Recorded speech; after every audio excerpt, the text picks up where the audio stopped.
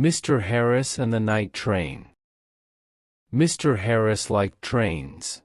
He was afraid of aeroplanes, and didn't like buses. But trains, they were big and noisy and exciting. When he was a boy of 10, he liked trains. Now he was a man of 50, and he still liked trains. So he was a happy man on the night of the 14th of September. He was on the night train from Helsinki to Oulu in Finland, and he had 10 hours in front of him. I've got a book in my newspaper, he thought. And there's a good restaurant on the train. And then I've got 2 weeks holiday with my Finnish friends in Oulu by best-selling books online. There weren't many people on the train, and nobody came into Mr. Harris's carriage. He was happy about that. Most people on the train slept through the night.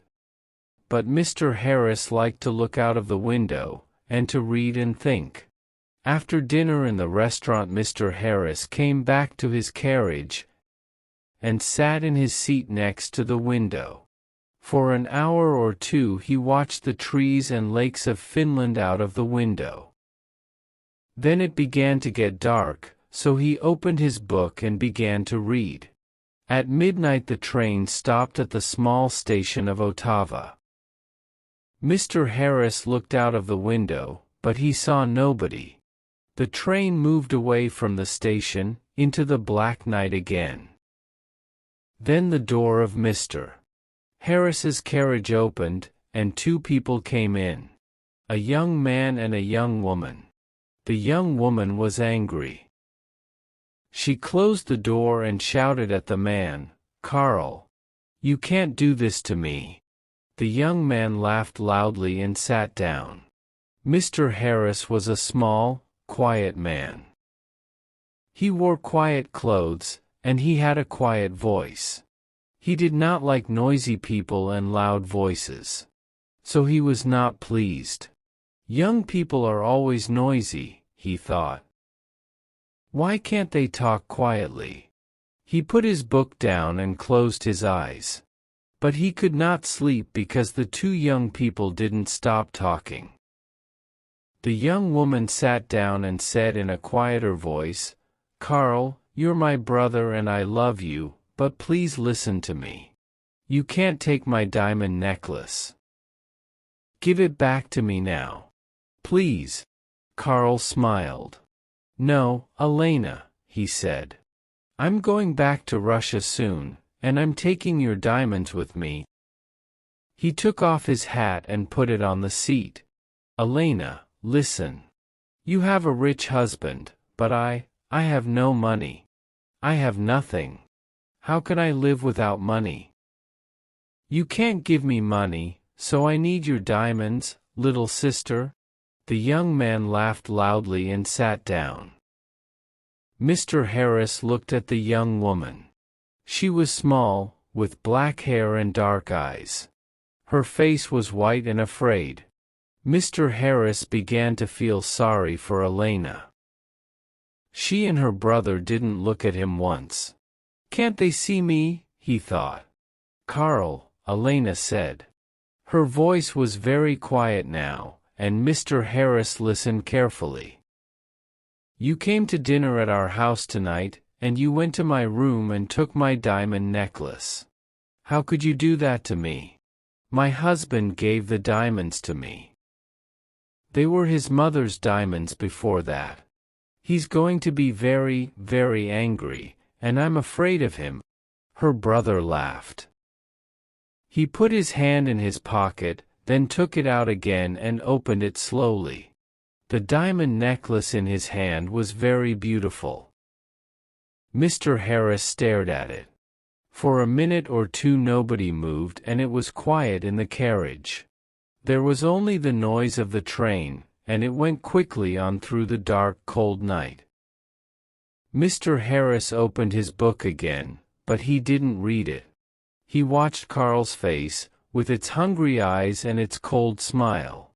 "What beautiful, beautiful diamonds," Carl said. "I can get a lot of money for these. Give them back to me, Carl, Elena whispered, my husband's going to kill me. You're my brother. Please help me. Please.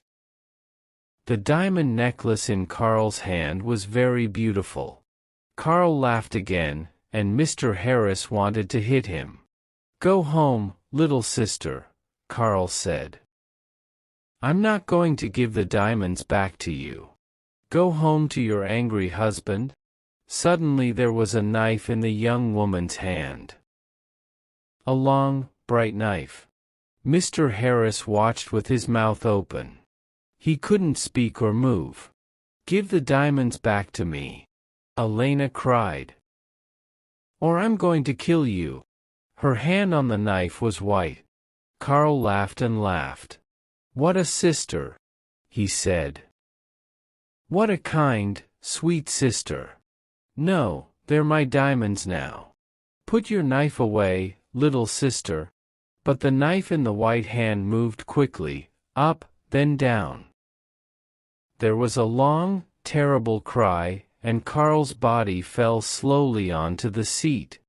The color of the seat began to change to red, and the diamond necklace fell from Carl's hand onto the floor. Elena's face was white. Oh no, she whispered. Carl, come back, come back. I didn't want to kill you. But Carl didn't answer, and the red blood ran slowly over the floor. Elena put her head in her hands. And again in the carriage there was a long, terrible cry. Mr. Harris's face was white too. He opened his mouth, but he couldn't speak. He stood up, and carefully moved to the door. The young woman was quiet now. She didn't move or look up at Mr. Harris. In the corridor, Mr. Harris ran.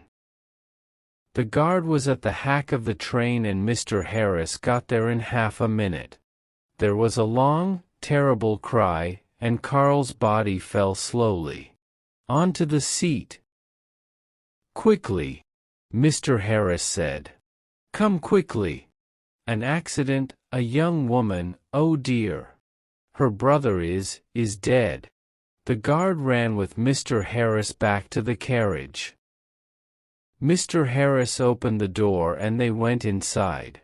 The guard ran with Mr. Harris back to the carriage. There was no dead body of a young man. There was no young woman, no blood, no knife, no diamond necklace. Only Mr. Harris's bags and his hat and coat. The guard looked at Mr. Harris, and Mr. Harris looked at him. But Mr. Harris began.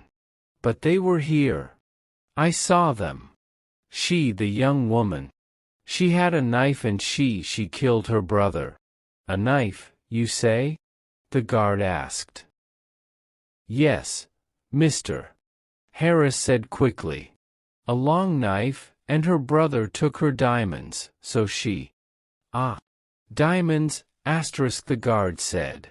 Was the young woman's name Elena? He asked. Yes, it was. Mr. Harris said. How do you know that? Do you know her? Yes, and no, the guard said slowly. He thought for a minute, then looked at Mr. Harris. Elena di Serenelli, he said. She had dark eyes and black hair. Very beautiful. She was half Italian, half Finnish. Her brother was a half-brother. They had the same father, but his mother was Russian, I think. Was? Had. Mr. Harris stared at the guard. But she? Elena. She's alive. And where is she? Oh no, said the guard. Elena di Serenelli died about 80 years ago. After she killed her brother with a knife, she jumped off the train, and died at once. It was near here, I think. He looked out of the window, into the night. Mr. Harris's face was very white again. 80 years ago. He whispered. What are you saying? Were she and her brother?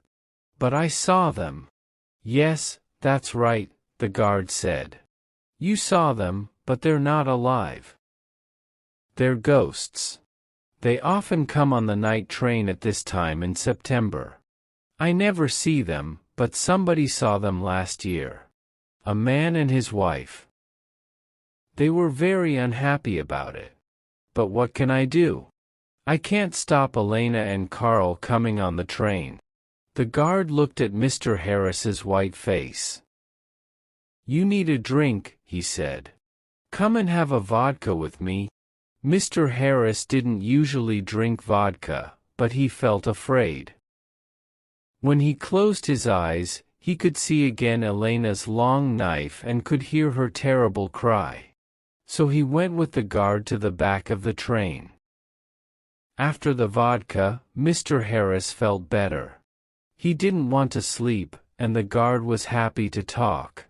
So Mr. Harris stayed with the guard and didn't go back to his carriage. Yes, the guard said, it's a famous story. I don't remember it all.